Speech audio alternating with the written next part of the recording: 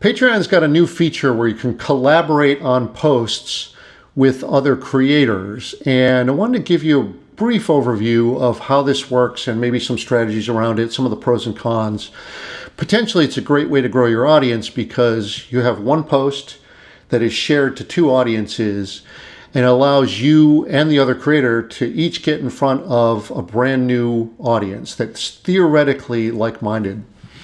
And I've started to make use of this new feature with a couple other creators on Patreon.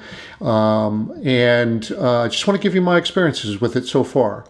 Let me show you how this works.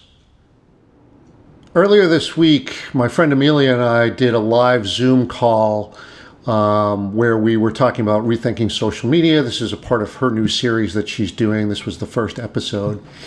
Once that was done and aired, Amelia created a post on this, and basically what happens is it invites me via an email, and you can see it'll say, this is to me only, right, via email.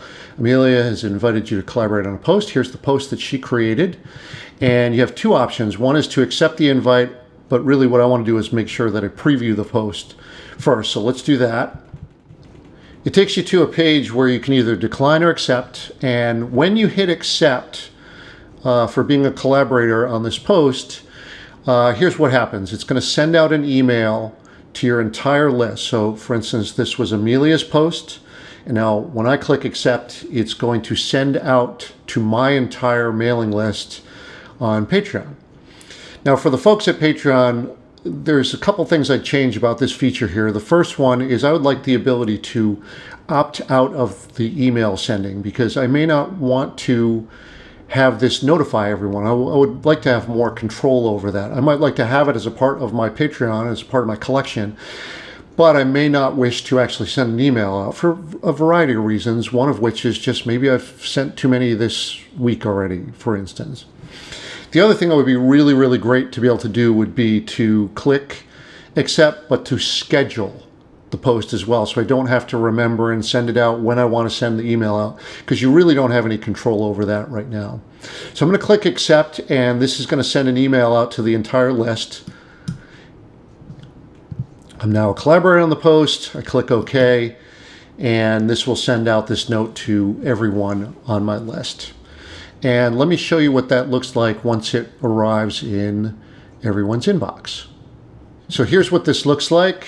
Get the message that's from Amelia, but it says from Amelia Ray with Michael Bosey, and this is what got sent out to my entire list.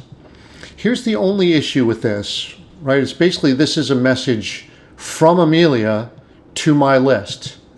And the thing that I would change about this if I could is I would love the ability to be able to write a head note here so I could put this into context. Like right now, yes, this is, it's showing that this is a discussion with me. So theoretically, my audience who just received this message will understand, oh, I get why he's sending this, right? This is an interview that Michael wants me to see. But there's not really a way to put in context. I just click accept and it sends this message. I'd really, really love to be able to do that. And keep in mind, there's not a way for me to go into this post. If I were to view this in the app itself, there's not a way for me to edit this. You can see that this is grayed out. Only the original author can edit collaborative posts. So that means if I wanted to do something where I included a head note or I wanted some control over what Amelia says on this, I really can't. I'd have to work with her in advance to say what I wanted to say in this email message. And to be honest, one, there's some problems with that anyway, because this is her message. But also it just adds another layer. Like if we wanted to do that and collaborate on that, that wouldn't, that just adds another thing to the to-do list. Like I don't think that would be that great. That's probably not worth the effort. I mean, the goal of this is for it to be something that you share, something that it doesn't disrupt the flow of you creating your content here. It's just something where you can each sort of take advantage of this feature and have it not be disruptive to your workflow. All right, so that's what collabs look like, and I hope that you find this to be helpful, and I hope that you'll give it a try. So far, I've had some good luck with it. There are a lot of pros to this. I've listed some of the things that I would love to see Patreon fix, but for the most part, what I say is try out the new features on any platform, not just Patreon.